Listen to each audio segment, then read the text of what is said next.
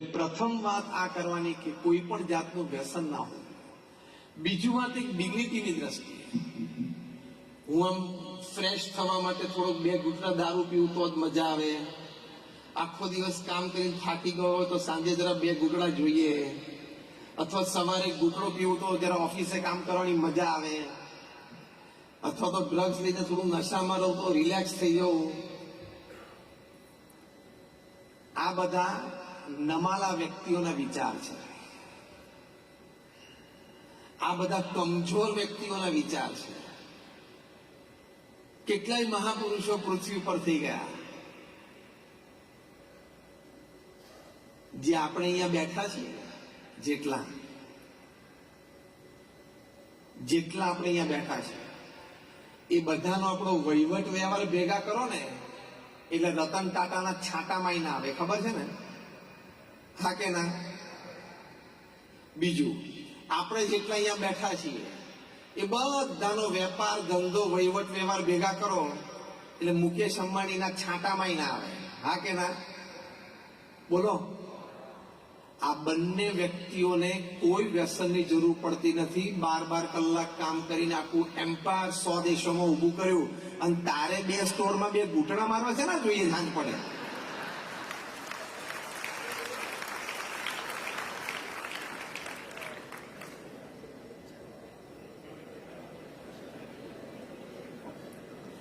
થોડું મરમરિંગ થવા દેવું પડે. આ બંને વ્યક્તિઓ આ કક્ષાની, રતન ટાટા અને Mukesh Ambani, even Kumar Mangalam Birla, sold to software, they make everything. Kumar Mangalam Birla is a 7 lakh crore Aditya Birla group, and they have a presence in more than 80 to 100 countries. આ કક્ષાની વ્યક્તિઓને કોઈ એવો સ્ટ્રેસ કે ટેન્શન એ લોકોને નહીં હોય. આપણે 2-5 સ્ટોરમાં 2-5 મોટલમાં હોય તો આ લોકો નહીં હોય ડિસિઝન સ્ટ્રેસના, ટેન્શનના. અને મોટા દેશના ગવર્મેન્ટ સાથે ડીલિંગ ચાલતા હોય એ લોકોના તો માઇનિંગના, આના ને તેના ને કેટલું પ્રેશર આ જનરેટ થઈ જતું હોય, ખબર ના પડે. અચાનક અડધો કલાક પહેલા ફ્રેશ અને અડધો કલાક પછી સખત પ્રેશર નીચે આવી જાય. 2 જ ફોન કોલ આવે ને, આફ્રિકામાં ઝામ્બિયાથી ફોન આવે ને, આ બધું વિયેટનામથી ફોન આવે ને, મેનેજર સર આવું થયું, સર આવું થયું. એમાં તો ખાવાનું થાળી પડી હોય ને આમાં તો ખાવાનું દેખાય નહીં. એવી પરિસ્થિતિમાં એ લોકોએ કોઈ વ્યસન નથી કર્યું. એટલે આ કોન્સેપ્ટ તમે મગજમાંથી કાઢી નાખજો કે ફ્રેશ થવા માટે અથવા તો થાકી ગયા હોય તો રિલેક્સ થવા માટે જરા 2 ઘૂંટડા પીવા પડે. એ કોન્સેપ્ટ બોગસ છે, એ કોન્સેપ્ટ ખોટો છે, અને એ નમાલા વ્યક્તિનો કોન્સેપ્ટ છે, બહાદુરનો નથી.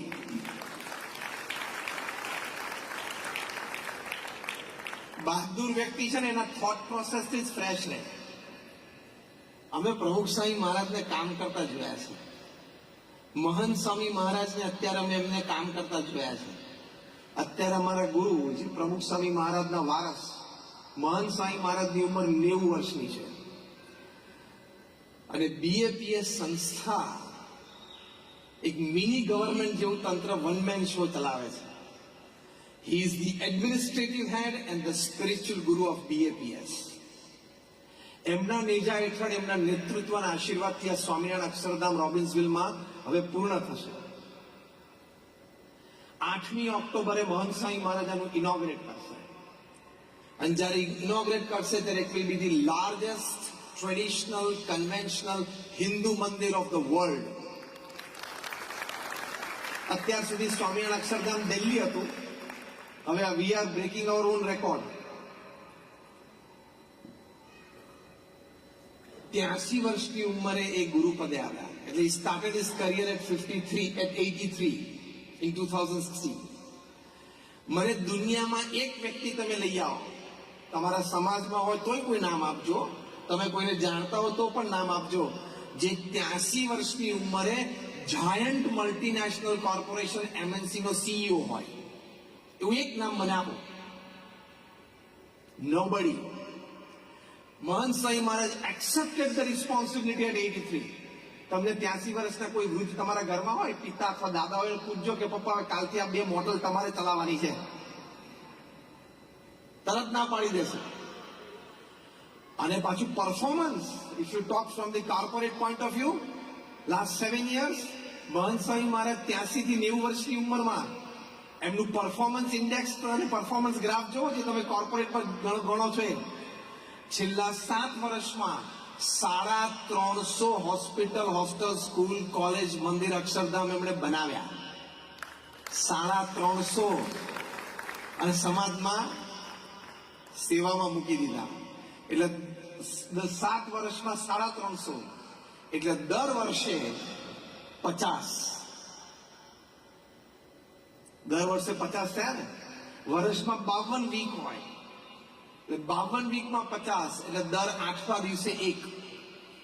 કોઈ દર 8મા દિવસે એક નવો સ્ટોર ખરીદતો હોય, કેવો કહેવાય? અરે લીઝ પર લેતો હોય તોય કેવો કહેવાય?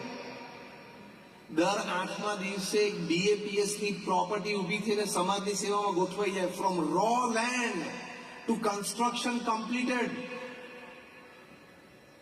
Volunteers and employees got inauguration done and the institute put in the service of society. Every 8th day પ્રમુખ સ્વામી મહારાજે 15મા દિવસે કરી, મહંત સ્વામી મહારાજે 8મા દિવસની એવરેજ ચાલે છે. That means at any given time 40-50 project ચાલુ હોય તો જ 8મા દિવસે તમે એક પ્રોજેક્ટ લોન્ચ કરી શકો ને. એને મેનેજ કરવો એટલે તો મહંત સ્વામીને તો કોઈ તમારી જેમ વ્યસનની જરૂર પડતી નથી.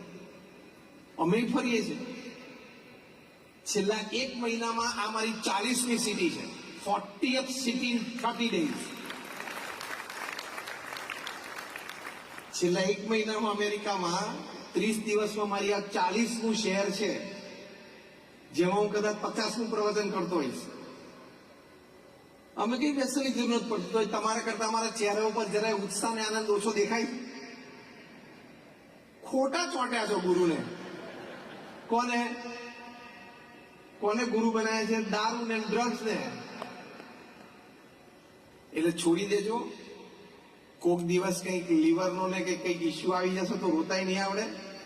તમાકુ ખાતા હશો, કોક દિવસ કેન્સર થઈ જશે તો રોતાય નહીં આવડે.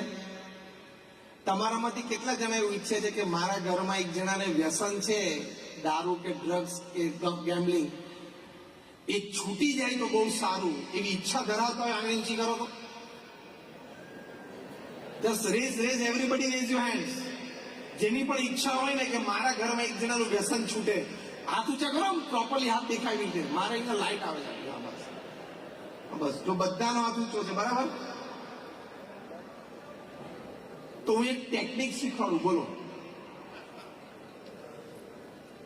એક ટેકનિક શીખવાડું કે જે દ્વારા તમારા ઘરમાં બધી જ કોઈ પણ વ્યક્તિને કોઈ પણ જાતનું વ્યસન હોય તો એ નીકળી જાય. શીખવાડું ટેકનિક? જરા જોશથી બોલો તો. ઘરમાં જેને વ્યસન હોય ને એની સાથે ઘરમાં કોઈએ બોલવાનું નહીં.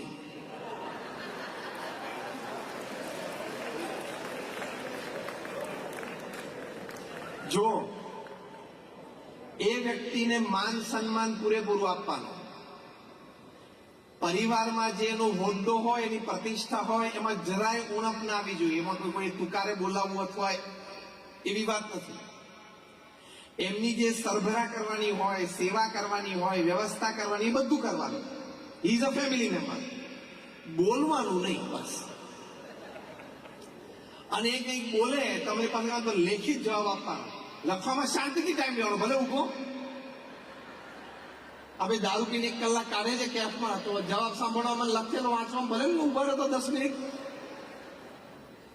તમે આ ટેકનિક અપનાવો એટલે અઠવાડિયામાં રિઝલ્ટ.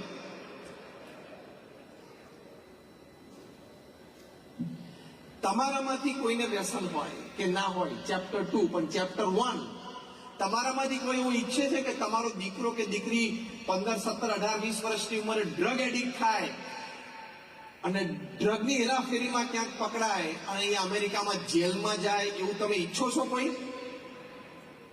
પણ એ તમારા ઘણા બધાના ઘરમાં થવા બેઠું છે. જો તમે બેઠા ને જે વડીલો એમાંથી કોકને વ્યસન હશે ને તો તમારી ત્રીજી પેઢી ડ્રગ્સમાં જેલમાં જઈ શકે છે. હા, તમે જે અહીંયા વડીલો બેઠા છે એમાંથી કોઈને દારૂનું વ્યસન હોય તો તમારી ત્રીજી પેઢી એ કક્ષાએ પહોંચી જશે, હેરાફેરીમાં કે ડ્રગ્સમાં ક્યાંક આવી જશે કોઈ ગેંગ સાથે અને જેલમાં જઈ શકે છે. 5 વર્ષ, 10 વર્ષ, 15 વર્ષ તમે તમારા દીકરાને કે ગ્રેન્ડસનને જેલમાં જોઈ શકશો?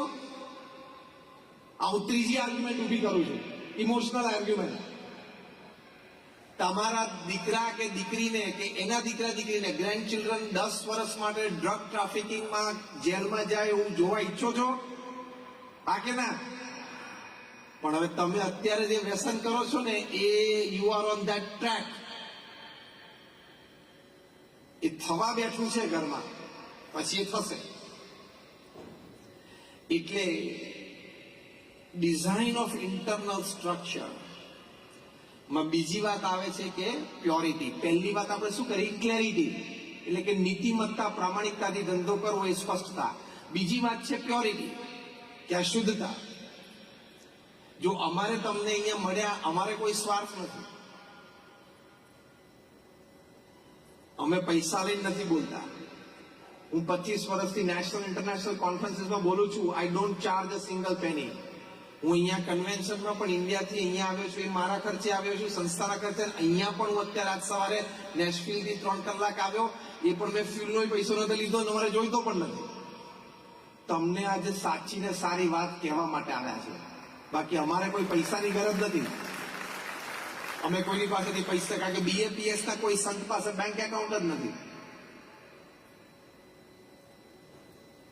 તો તમારા જીવનમાં સારા પાવે એની માટે અમે પ્રેમથી તમને આ વાત કરીએ છીએ. એટલે પ્યોરિટી ઓફ પર્સનલ લાઈફ રાખજો. અમે આટલું કામ કરીએ છીએ, અમારે વ્યસનની જરૂર પડતી, તમારે ના જરૂર પડે. અને બીજું શું છે, તમે વ્યસન રાખો ને એટલે અંદરથી ઘણી બધી એનર્જીસ દબાઈ જાય છે. ભગવાને એક ઇન્ટરનલ સિસ્ટમ મૂકી જ છે. જેમ ઇમ્યુન સિસ્ટમ છે ને, રોગ પ્રતિકારક શક્તિ, એમ એવી શક્તિ છે ભગવાને દરેકમાં મૂકી છે કે સ્ટ્રેસ, ટેન્શન, થાક એની સામે લડી શકે. હવે બહારથી વ્યસન નાખીને આપણે એની સામે લડવાનો પ્રયત્ન કરીએ, ઇન્ટરનલી પેલી શક્તિ કાયમ માટે દબાઈ જાય. It's better to fight your issues with natural resources than artificial ones, isn't it? Fight with natural resources that you have. A reading habit is a natural resource. Yoga and exercise is a natural resource to fight. Association with good and like-minded people is a natural resource to fight. Keeping